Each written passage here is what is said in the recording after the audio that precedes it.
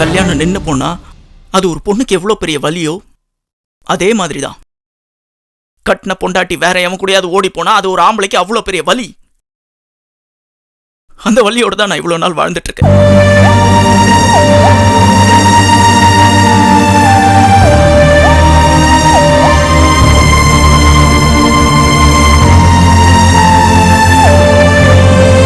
நியாயமா பார்த்தா என் பொண்டாட்டி ஓடி போன அன்னைக்கு அவமானம் தாங்காம நான் தூக்கு மாட்டி செத்துருக்கணும். எங்க அம்மாக்கு என்னை விட்ட வேற யாரும் கிடையாது. அவங்களுக்கு ஏற்கனவே புருஷனும் சரியில்லை, இப்ப புள்ள நானும் இல்லைன்னா அதான்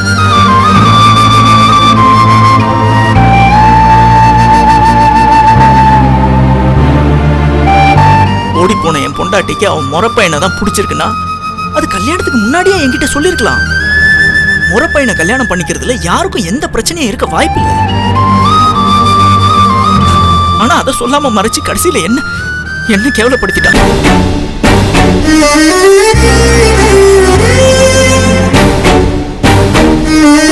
நான் சொல்ல வேண்டியது எல்லாத்தையும் சொல்லிட்டேன். இனிமேல் முடிவெடுக்க வேண்டியது நீங்க தான். ஆனா அதுக்கு முன்னாடி எனக்கு உங்ககிட்ட ஒரு சின்ன ரிக்வெஸ்ட்.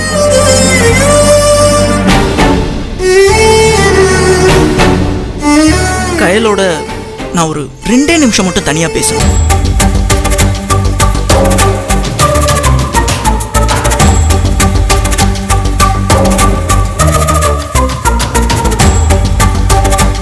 கயல், உங்களுக்கு எந்த ஆட்சேபனையும் இல்லைன்னா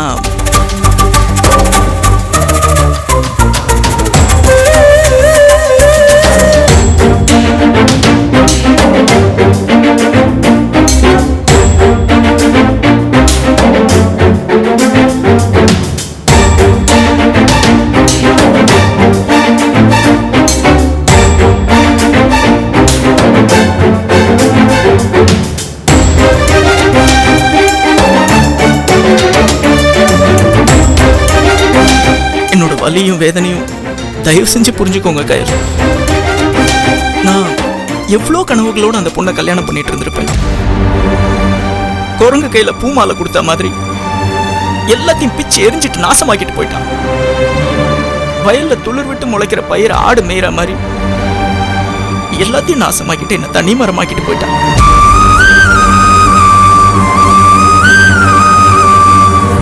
நான் என் முறை பையனை தான் காதலிக்கிறேன், அவனை தான் கல்யாணம் பண்ணிக்க போறேன்னு கல்யாணத்துக்கு முதல் நாளே என்கிட்ட சொல்லியிருந்தா நான் உட்கார வேண்டிய மணவரையில அவனை உட்கார வச்சு, நான் போட்டுக்க வேண்டிய மாலையை அவனுக்கு கொடுத்து, நான் கட்ட வேண்டிய தாலியை அவன் கையில கொடுத்து அவனை கட்ட வச்சிருப்பேன். எல்லாமே சுமூகமா முடிஞ்சிருக்கும்.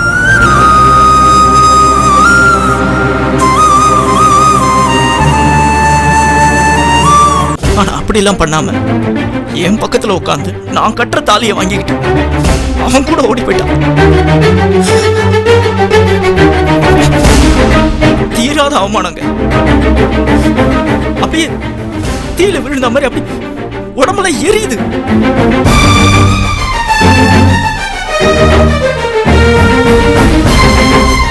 அந்த அவமானத்தோடையும் வலியோடையும் சுத்திட்டு இருக்கும் போதுதான் உங்களை பார்த்தேன். ஒரு பொது இடத்துல நீங்க நடந்துகிட்ட விதம், உங்களோட கூச்சம், மற்றவங்க கிட்ட நீங்க பழகிற பண்பாடு, யாரையும் புண்படுத்தக்கூடாதுன்னு உங்களுக்குள்ள இருந்த அந்த ஜாகிரத உணர்ச்சி, இதெல்லாம் எனக்கு ரொம்ப பிடிச்சிருந்ததுங்க. உங்க கூட எனக்கு ஒரு வாழ்க்கை அமைஞ்சதுன்னா அது ரொம்ப ரொம்ப சிறப்பா இருக்கும்னு எனக்கு தோணுச்சு. அதுக்கு தகுந்த மாதிரி சாமியாரும் உங்களை கை காட்டி விட்டாரு. சரி, இதுதான் தெய்வ சங்கல்பம் நான் நினைச்சேன். இப்படி ஒரு பொண்ணு அமையணுங்கிறதுக்காக அந்த பொண்ணு ஓடி போயிட்டாலும் நான் நம்பினேன். என்ன நடந்தாலும் சரி, உங்களை தான் கல்யாணம் பண்ணிக்கணும்னு நான் உறுதியா இருந்தேன்.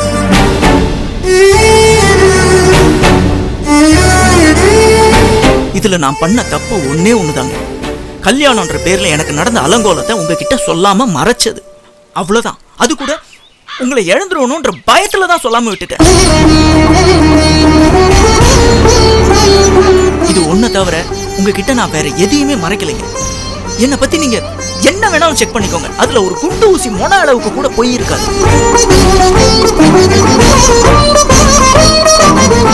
என்னோட வாழ்க்கை அமைச்சுக்கலாமா வேண்டாமாங்கிற முடிவை உங்க குடும்பத்து ஆளுங்க கிட்ட விட்டுறாதீங்க. தயவு செஞ்சு நீங்களே எடுங்க.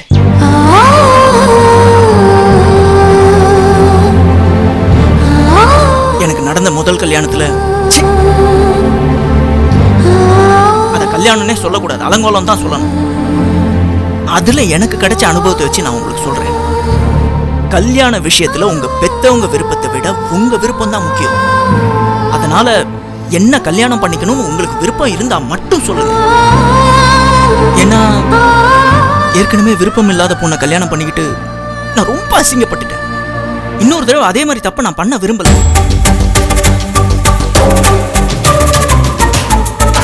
நீங்க என் கூட இருந்தா என் வாழ்க்கை சந்தோஷமா இருக்கும் நான் நம்புறேன். அந்த நம்பிக்கை உங்களுக்கும் இருந்தா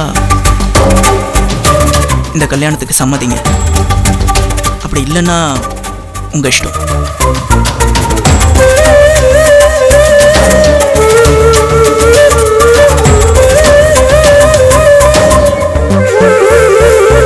கிளம்பலாமா? ஹர்ஷா, அம்மா நான் கையில் கிட்ட பேச வேண்டியதெல்லாம் பேசிட்டேன். இனி இவங்கெல்லாம் பேசி முடிவு பண்ணட்டும். நம்ம கிளம்பலாம். வா.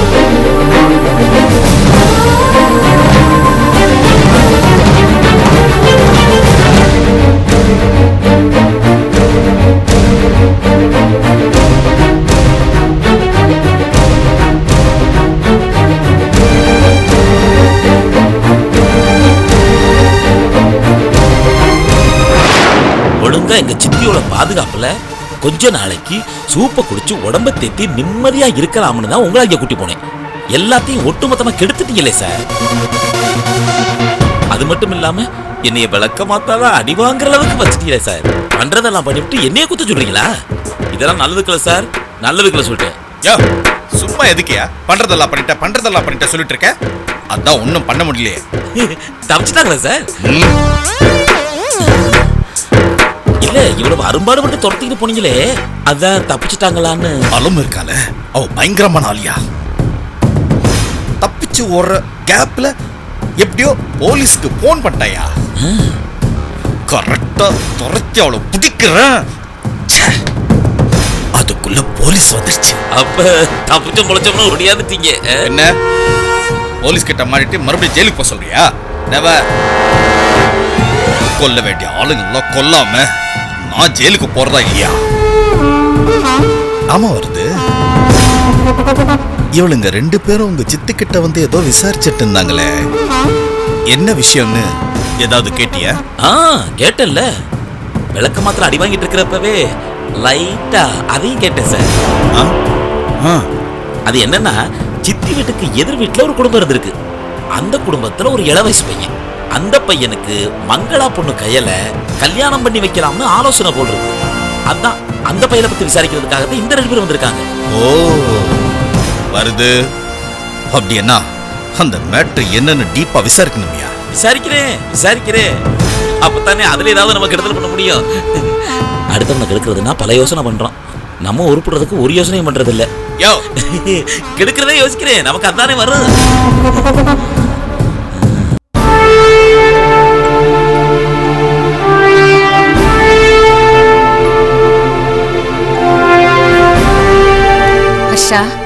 என்னப்பா கடைசியில் இப்படி ஆயிடுச்சேம்மா. அந்த மூதேவி ஓடி போன அசிங்கத்தை தாங்க முடியாம தான் நான் அன்னைக்கே செத்துடுறேன்னு சொன்னேன். நீதான் யாருக்கும் எதுவும் தெரியாது, நான் எல்லாத்தையும் பாத்துக்கிறேன்னு சொன்னேன். இப்ப எல்லாமே தெரிஞ்சு போச்சே. எங்கேயோ போய் எல்லாத்தையும் விசாரிச்சு எல்லாத்தையும் தெரிஞ்சுக்கிட்டு வந்துட்டாங்க. அந்த ஆர்த்தியும் அலமும் இங்க வந்து நம்ம கிட்ட பேசிட்டு போனதுதான் எல்லா பிரச்சனைக்கும் காரணம். எந்த ஊரு எந்த தெருவுன்னு எல்லாத்தையும் தோண்டி தோண்டி விசாரிச்சாளுங்க. அப்பவே நம்ம உஷாரா இருக்கணும்டா. ஏதோ கேக்குறாங்களேன்னு பதில் சொல்லாம மழுப்புனா நம்பிக்கையா இருக்காதுன்னு உண்மையை சொன்னது தப்பா போச்சு. காஞ்சிபுரம் வரைக்கும் போய் தேடி தேடி விசாரிப்பாங்கன்னு நான் எதிர்பார்க்கவே இல்லடா. இவ்வளவு தூரம் போவாங்கன்னு தெரிஞ்சிருந்தா இப்ப சொன்ன உண்மையை அன்னைக்கே சொல்லி இருந்திருக்கலாம். கடைசியில நம்ம உண்மையை மறைச்சு ஏமாத்திட்டோன்ற பேர் ஆயிப்போச்சு. அவமானமா இருக்குமா? எதை யாருக்கும் தெரியாம மறைக்கணும்னு நினைச்சனோ அதை நானே ஏமாயால எல்லார் முன்னாடி, அதுவும் குறிப்பா நான் கட்டிக்க போற கயல் முன்னாடி சொல்ல வேண்டியதா போச்சு. எனக்கு இந்த கல்யாணம் நடக்கும்ன்ற நம்பிக்கை போச்சு. அவ்வளவுதான், நடக்காது. ஏன்பா இப்படி சொல்ற? வேற எப்படிமா பேச சொல்ற? வேற எப்படி பேசுறது? இப்ப என் மேல அவங்களுக்கு பயங்கர நெகட்டிவ் இமேஜ் வந்திருக்கும். ஏற்கனவே கல்யாணம் ஆனவன், அந்த உண்மையை மறைச்சவன், நம்பகத்தன்மை இல்லாதவன். இந்த இமேஜோட இருக்கிற ஒருத்தனை எப்படி ஒருத்தி கல்யாணம் பண்ண சம்மதிப்பா? நாம தான் எல்லாத்தையும் சொல்லிட்டோமேடா. எப்பமா சொன்னோம்? இப்பதானே சொல்றோம். அதுவும் அவங்களா எல்லா உண்மையும் கண்டுபிடிச்சு வெளிப்படையா நம்ம கிட்ட கேட்டதுக்கு அப்புறம் வேற வழி இல்லைன்னு ஆனதுக்கு அப்புறம் சொல்றோம்.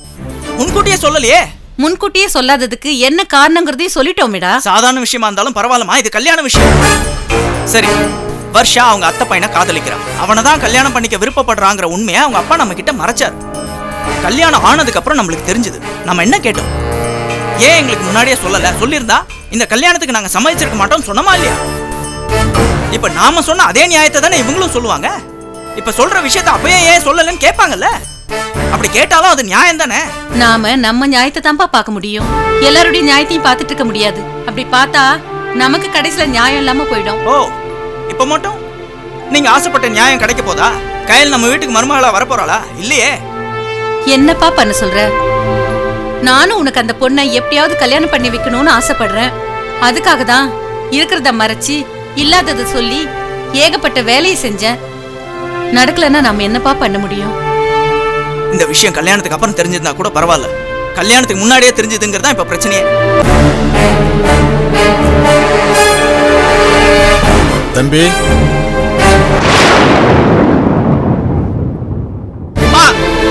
எல்லாத்துக்கும் இவன் தான் காரணம். பண்றதெல்லாம் பண்ணிட்டு எப்படி தைரியமா வந்து நிக்கிறான் பாத்தியா? டேய், உன்னை சும்மா விட மாட்டேன்டா. உன் சாவு என் கையில தான். அஷா, விடுப்பா. ஏன்டா இப்படி வெறி பிடிச்ச மாதிரி நடந்துக்கிற? இப்படி அடிச்சு அடிச்சுதான்டா உனக்கு எந்த நல்லதுமே நடக்க கூடாதுன்னு இந்த ஆள் சாபம் விட்டுருக்காரு போல இருக்கு. ஒண்ணுமே நடக்க மாட்டேங்குது. ஏங்க, எதுக்குங்க இங்க வரீங்க? இங்கதான் வரக்கூடாதுன்னு சொல்றோம்ல. ஏம்மா என்னாச்சு? ஏதாவது பிரச்சனையா? டேய், எல்லாம் ஒன்னால. உன் பொண்ணை நீ ஒழுங்கா வளர்க்காததுனால, உன் பொண்ணோட ஆசையை மறைச்சு நீ அவளை ஏன் தள்ள கட்டினதுனால. தப்பு பண்ணது உன் மகையா? அவ ஆசைப்பட்டனோட சந்தோஷமா வாழறா. எந்த தப்பு பண்ணாத நான் ஏன் சாகணும்? தம்பி, தப்பு பண்ணது என் மகதான், நானும் தான். அதனால உங்களுக்கு ஏற்பட்ட அவமானத்தை நான் மறக்கல, மறுக்கவும் இல்லை. அதுக்கு ஈடா என்னால என்ன செய்ய முடியுமோ அதை நான் செய்யறதுக்கு தயாரா இருக்கேன். ஆனா என்ன பிரச்சனைன்னு சொன்னதானே தம்பி என்னால ஏதாவது செய்ய முடியும். ஆமா, கிழிச்ச எரிச்சல கரப்பா போயா. அம்மா, நீங்களாச்சும் சொல்லுங்கம்மா, என்ன நடந்துச்சுன்னு நீங்களாச்சும் சொல்லுங்கம்மா. நடக்க வேண்டிய நல்லது நடக்காம போச்சுன்னு சொன்னீங்களே, அது என்னன்னு சொல்லுங்கம்மா. ஹர்ஷனுக்கு வேறொரு கல்யாணம் பண்ணி வைக்கலான்னு பொண்ணு பார்த்தோம். எல்லாம் முடிஞ்சு போய் கல்யாணத்துக்கு தேதி கூட குறிச்சாச்சு. இந்த நிலைமையில ஹர்ஷனுக்கு நடந்த முதல் கல்யாணத்தை பத்தின விஷயம் எல்லாம் பொண்ணு வீட்டுக்காரங்களுக்கு தெரிஞ்சு போச்சு. கல்யாணத்தை நிறுத்திட்டாங்க. உங்களால, உங்க பொண்ணால என் பையனோட வாழ்க்கையை அஸ்தமிச்சு போச்சு. இதுக்கு என்ன பதில் சொல்ல போறீங்க? சொல்லுங்க.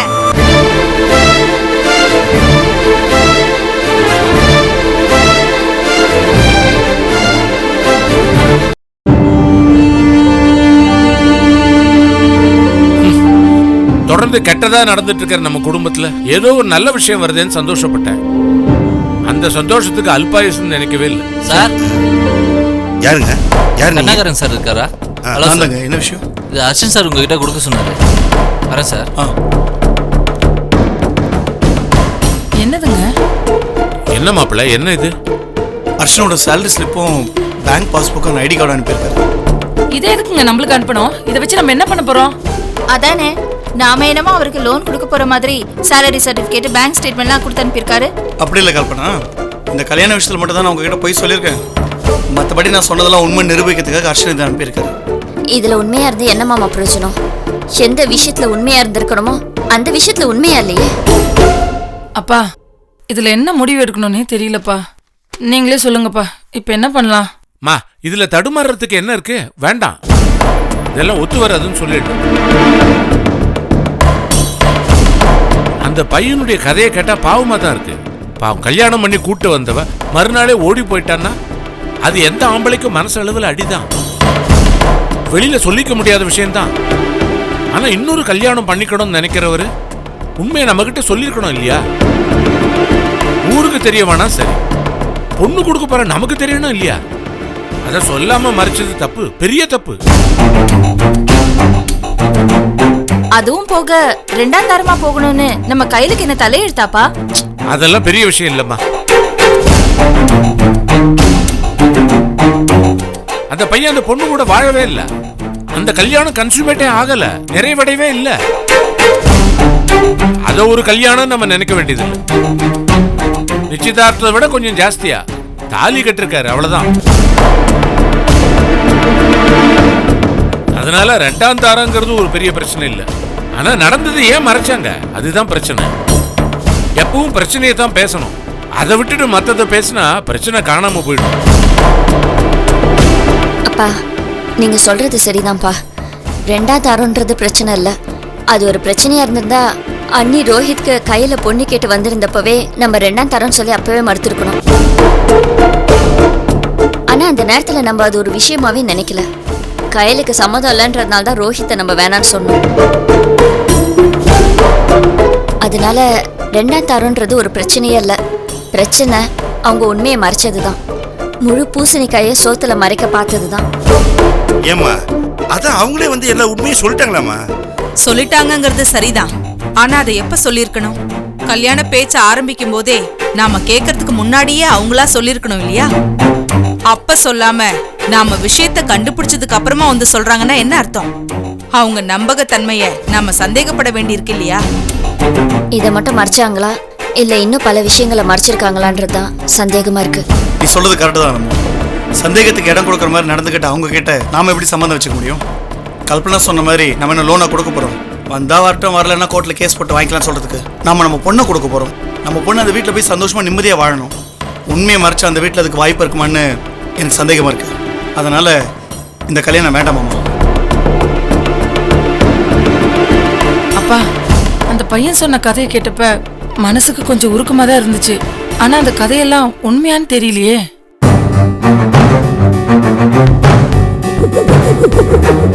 ஹலோ, இருங்க.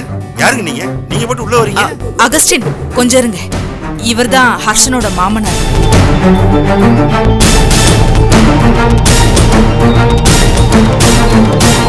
உங்க எல்லார்கிட்டையும் ஒரு விஷயம் பேசிட்டு போலான்னு தான் வந்தேன். பேசிட்டு போயிடுறேனே. சொல்லுங்க, என்ன பேசணும்? என் மாப்பிள்ள ஹர்ஷன் ரொம்ப நல்ல பையங்க.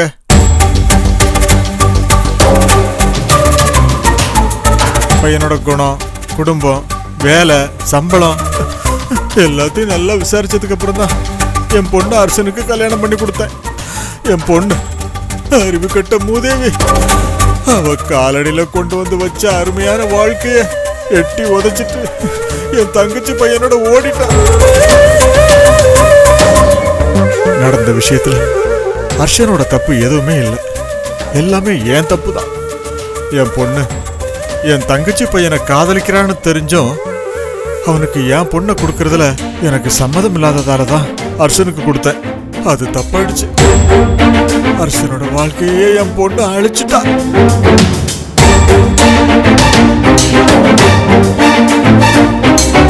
நீங்க சொல்லுங்க, உங்க வீட்டு ஆம்பளை பிள்ளைக்கு இப்படி ஒரு கேவலம் நடந்துச்சுன்னா அதை நீங்க வெளிப்படையா சொல்லிக்க முடியுமா?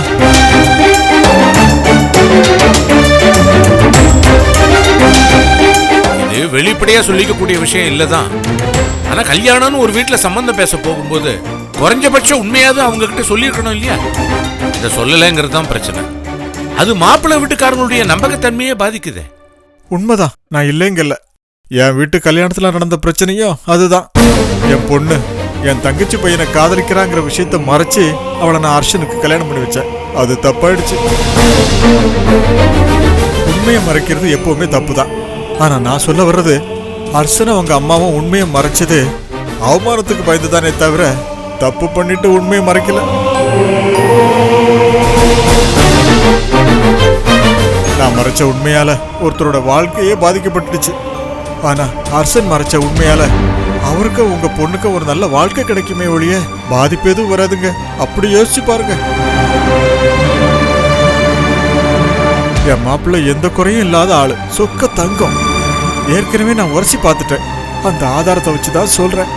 எந்த தயக்கமும் இல்லாம அவருக்கு உங்க பொண்ணை கொடுக்கலாங்க.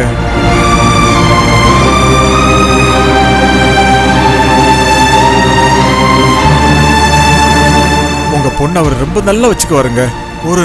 ஒரே ஒரு நாள் தான் என் பொண்ணு கூட அவர் இருந்தார். அந்த ஒரு நாள்ல அவர் தாங்கின விதம் இருக்க, அதெல்லாம் சொல்லி மாளாதுங்க.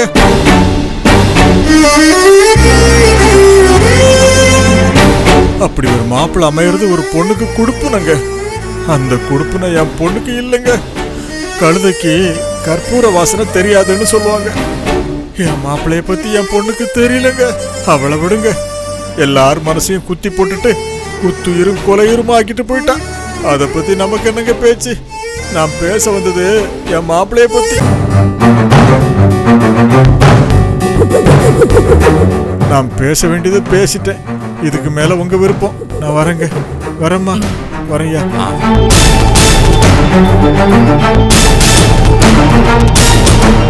இப்ப நாம தான் முடிவு பண்ணி ஆகணும். என்ன முடிவு பண்ண போறோம்? அந்த பையன் நல்லவனாவே இருந்தாலும் எனக்கு என்னமோ தயக்கமா தான் இருக்கு. அந்த பையனுக்கு வேற பொண்ணு கிடைக்காம போலாம், நம்ம பொண்ணுக்கு வேற மாப்பிள்ளை கிடைக்காமல போயிடும். நம்ம வேற இடம் பாக்குறது தான் எனக்கு நல்லதுன்னு தோணுது. கையில இந்த இடத்துல வாக்கப்படுறது சரியா வரும்னு எனக்கு தோணலப்பா. அம்மா, சரியா வரும்னு எனக்கு தோணுதுமா.